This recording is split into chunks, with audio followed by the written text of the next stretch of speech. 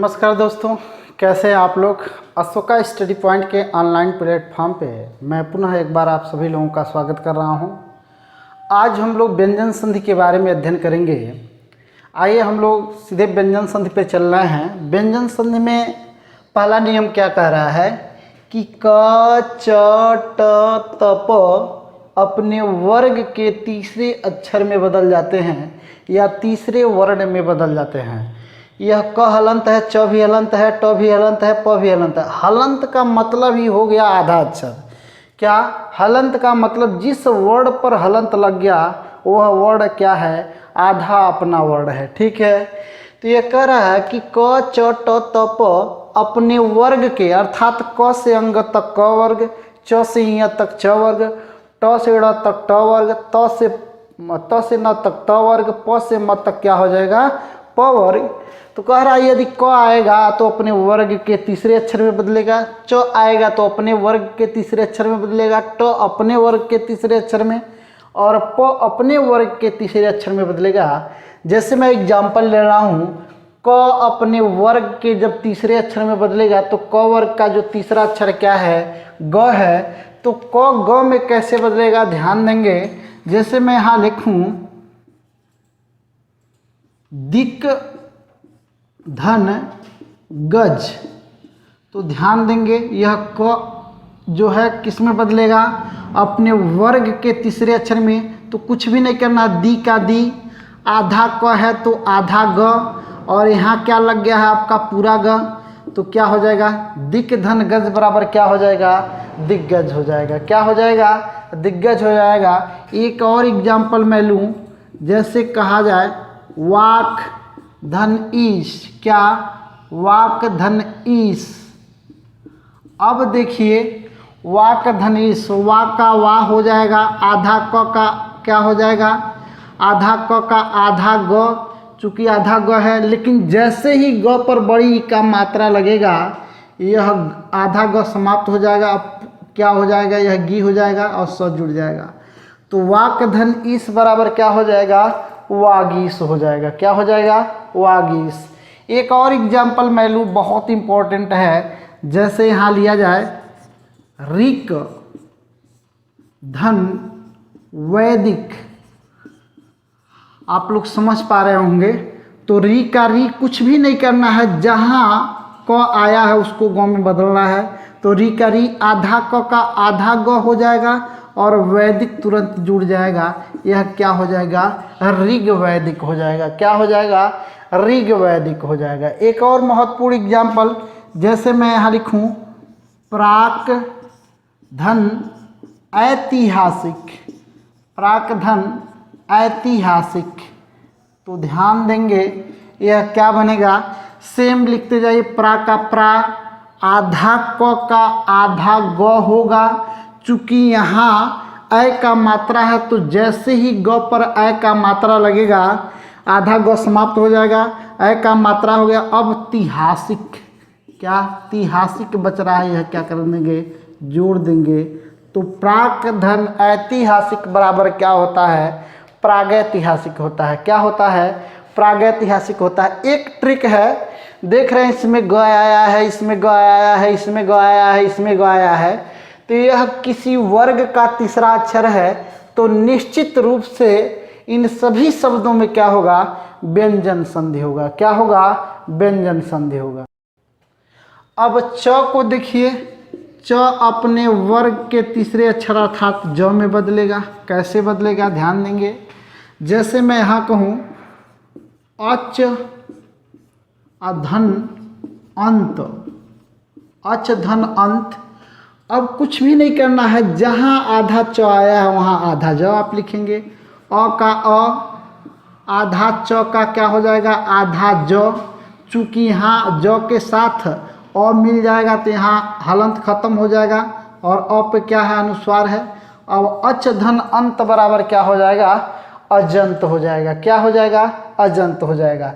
एक और एग्जाम्पल लिखूं, अच धन आदि, क्या अच धन आदि नहीं, आदि मैं लिखूं अच धन आदि, तो यह क्या हो जाएगा, चूंकि अ है तो अजादी होना चाहिए। लेकिन नहीं, हम सही शब्द लिखेंगे तो अ का अ और तुरंत यह च का क्या हो जाएगा, आधा ज। ध्यान देंगे, अभी मैं आ में इसको बदल रहा हूँ। च का क्या हो जाएगा, आधा ज हो जाएगा। चूंकि आ है तो आ का मात्रा देंगे तो हलंत खत्म हो जाएगा, यहाँ दी जोड़ देंगे, क्या बन गया, अच धन आदि बराबर आजादी होगा। लेकिन सही शब्द आप लिख लीजिए, क्या बन जाएगा, आज़ादी बन जाएगा। क्या बन जाएगा, आज़ादी बन जाएगा। यदि अब हम देखें तो ट जो है वह अपने वर्ग के तीसरे वर्ण में बदलेगा। जैसे ट किस में बदलेगा, ड में बदलेगा। किस में बदलेगा, ड में।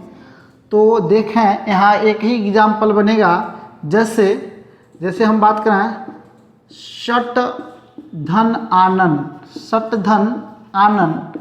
अब देखिए कुछ भी नहीं करना है, जैसे है वैसे जोड़ते जाइए। स का स, ट आया है तो किस में बदलेगा, अपने वर्ग के तीसरे अक्षर ड में। ड को हलंत करिए, आधा ट है तो आधा ड। चूंकि जैसे ही यह आ इसमें जुड़ेगा, ड में आ लगाएंगे तो डा हो जाएगा, हलंत खत्म और नन जुड़ जाएगा। तो सट धन आनंद बराबर क्या हो जाएगा, सदानन हो जाएगा। क्या हो जाएगा, सदानन हो जाएगा। ठीक है, अब हम आगे चल रहे हैं। जैसे अब प को मैं लूँ, प को, त को नहीं लिया गया है। यहाँ देखिए क च ट त और प होना चाहिए। ठीक है, अगर मैं यहाँ त को लूँ तो त किस में बदलेगा, द में बदलेगा। जैसे यदि हम बात करें तो जगत धन ईश, कुछ भी नहीं करना है, वैसे जाइए और त को द में बदलिए। ज का ज, ग का ग, आधा त का बच्चों क्या हो जाएगा, आधा द।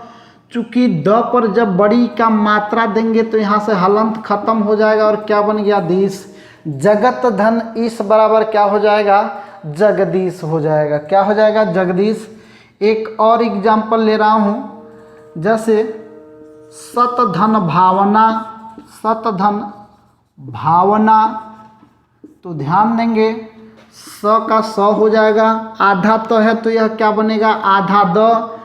क्योंकि यहाँ कोई स्वर नहीं है, यहाँ व्यंजन है तो भावना तुरंत ऐसे ही जुड़ जाएगा। यदि स्वर होता तो द जो होता, जो यहाँ स्वर होता उसमें बदल जाता, मात्रा लग जाता।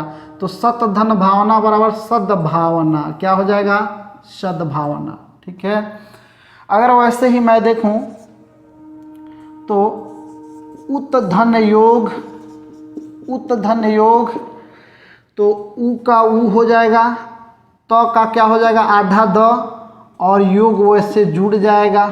चूँकि यहाँ कोई स्वर नहीं है, स्वर का मात्रा जरूर लगा हुआ है। यदि अ आ उ रहता तो यह इसमें बदल जाता। ठीक है, इस पर द पे मात्रा लगता, तो द में बदल रहा तो द पे मात्रा लगता, लेकिन यहाँ व्यंजन है तो उत धन योग बराबर क्या हो जाएगा, उद्योग। उद्योग को ऐसे भी आप लिख सकते हैं। ठीक है, अब हम देखें तो जो प है वह अपने वर्ग के तीसरे अक्षर में बदलेगा। तो आइए उसका भी एग्जाम्पल देखते हैं।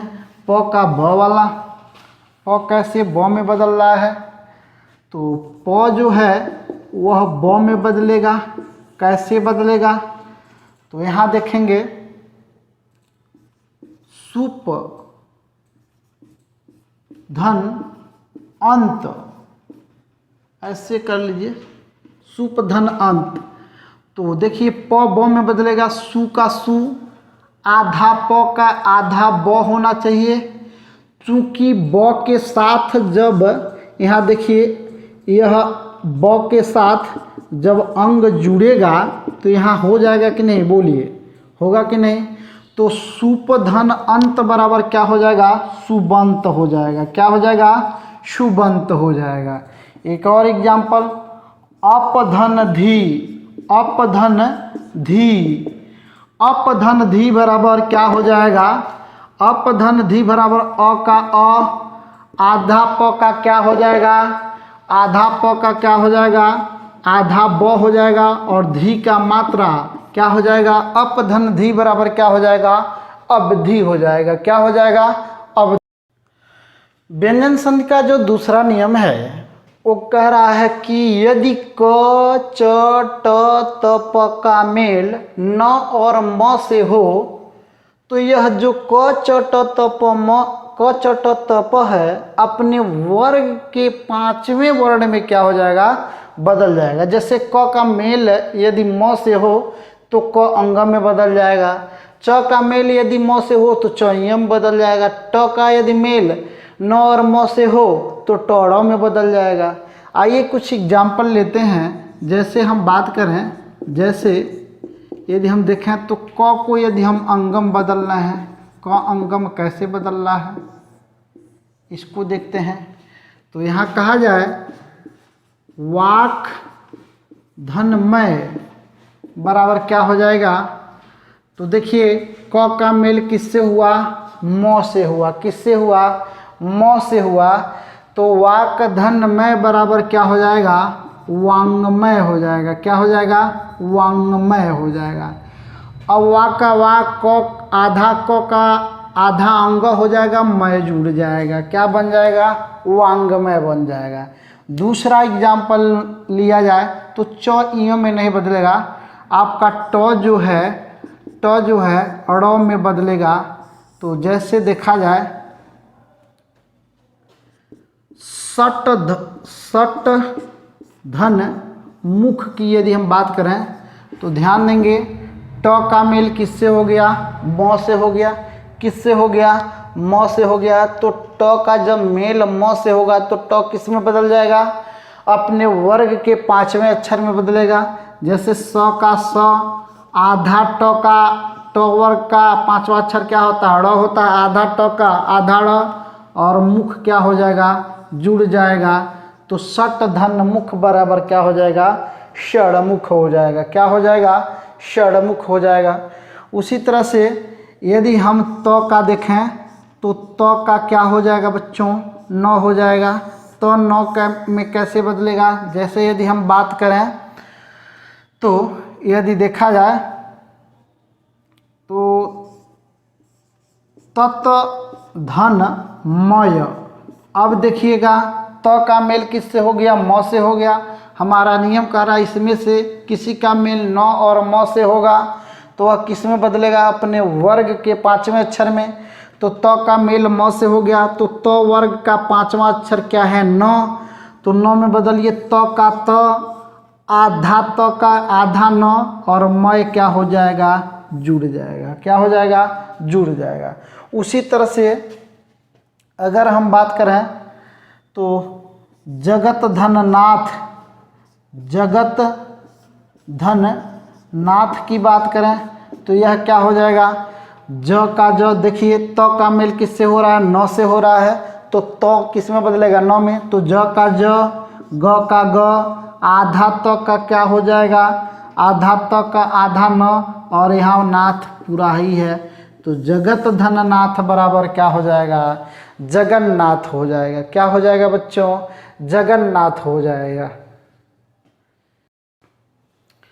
अगला जो नियम है वो कह रहा कि आ से भिन्न स्वर के बाद यदि यह स आए तो यह स किस में बदल जाता है, इस स में बदल जाता है। एक बार और सुना, यदि आ से भिन्न यहाँ स्वर आए और उसके बाद यह स आए तो यह स किस में बदल जाता है, षटकोण वाला स में बदल जाता है।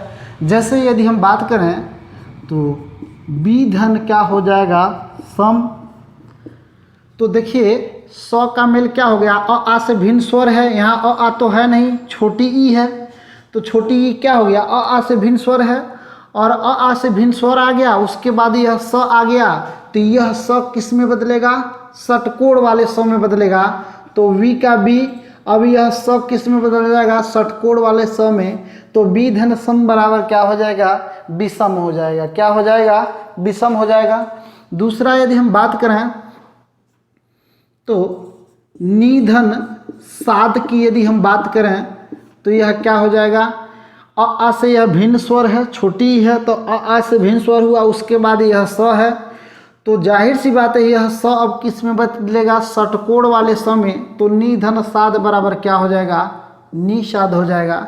एक बहुत ही इम्पोर्टेंट आपका एग्जाम्पल, अभिधन सेक, यह हमेशा पूछा जाता है, अभिधन सेक।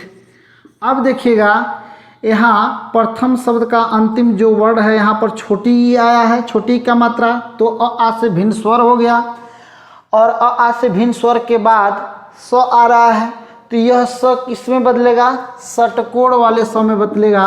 तो अभिधन सेक बराबर क्या हो जाएगा, अभिषेक। और ध्यान देंगे कभी कभार पेपर जो सेटर होता है यह शब्द दे देता है अभिषेक और सही संधि विच्छेद पूछ लेता है, तो ध्यान देंगे अभिधन सेक यह वाला स होता है, ये वाला स नहीं होता है। और पहले ही ऑप्शन में ये वाला स दे करके आपको पेपर सेटर फंसाएंगे, लेकिन अभिषेक का सही संधि विच्छेद क्या होता है, अभिधन सेक होता है। क्या होता है, अभिधन सेक। अब हम लोग इसके अगले नियम की चर्चा करेंगे। अगला नियम क्या कह रहा है, ध्यान से देखेंगे आप लोग।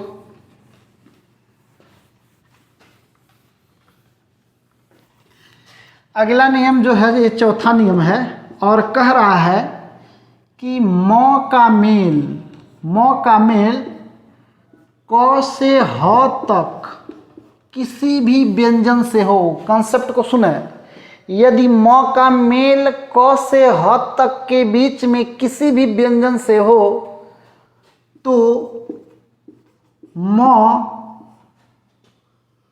अनुस्वार में बदल जाता है।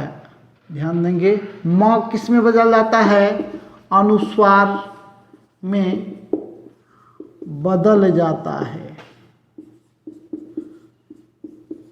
अनुस्वार समझ रहे हैं, अनुस्वार का मतलब होता है ऊपर बिंदी।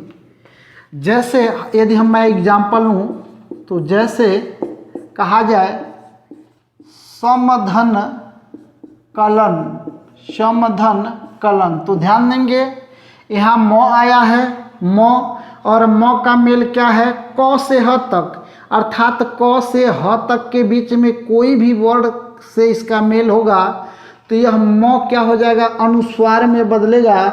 और यह जब म अनुस्वार में बदलेगा तो यह अनुस्वार म से पहले वाला जो वर्ड है उसी पर लगेगा। तो म से पहले वाला जो वर्ड है वह कौन सा है, स। अब म स के ऊपर अनुस्वार में बदल गया और कलन जुड़ जाएगा। क्या बन गया, समधन कलन बराबर क्या हो जाएगा, संकलन। क्या हो जाएगा, संकलन हो जाएगा। दूसरा एग्जाम्पल लूँ तो समधन चय, क्या, समधन चय, तो म का मेल क से ह तक के बीच में ये च है, तो अब देखिए म किस में बदलेगा, अनुस्वार में। अनुस्वार किस पर लगेगा, म से पहले वाले वर्ड पर, तो समधन चय बराबर क्या हो जाएगा, संचय हो जाएगा। क्या हो जाएगा, संचय हो जाएगा। वैसे अगर मैं लिखूं समधन विधान, समधन विधान, तो म का मेल यह ब से हो रहा है और ब क से ह के बीच में है, इसलिए समधन विधान बराबर क्या हो जाएगा, संविधान हो जाएगा। क्या हो जाएगा, संविधान। वैसे एक और एग्जाम्पल समधन हार, समधन हार, तो म का मेल ह से हुआ, ह तक है, तो म का क्या हो जाएगा, अनुस्वार। अब क्या हो जाएगा, संहार। क्या हो जाएगा, संहार। क्या हो जाएगा, संहार। तो ये चौथा नियम था आपका। ठीक है, तो आज के लिए इतना ही। हम लोग नेक्स्ट डे आगे का वीडियो हम लेकर आएंगे। और यह वीडियो बनाने में दोस्तों बहुत ज़्यादा टाइम लगता है, जो कंटेंट है इसको लाने में बहुत ज़्यादा टाइम लगता है और हम आपके ऊपर बहुत ज़्यादा मेहनत करते हैं। इसलिए मैं आपसे अनुरोध करूंगा इस चैनल को और इस वीडियो को आप लोग सब्सक्राइब करें और अधिक से अधिक लोगों सब्सक्राइब कराएं और लाइक ज़रूर करें। धन्यवाद।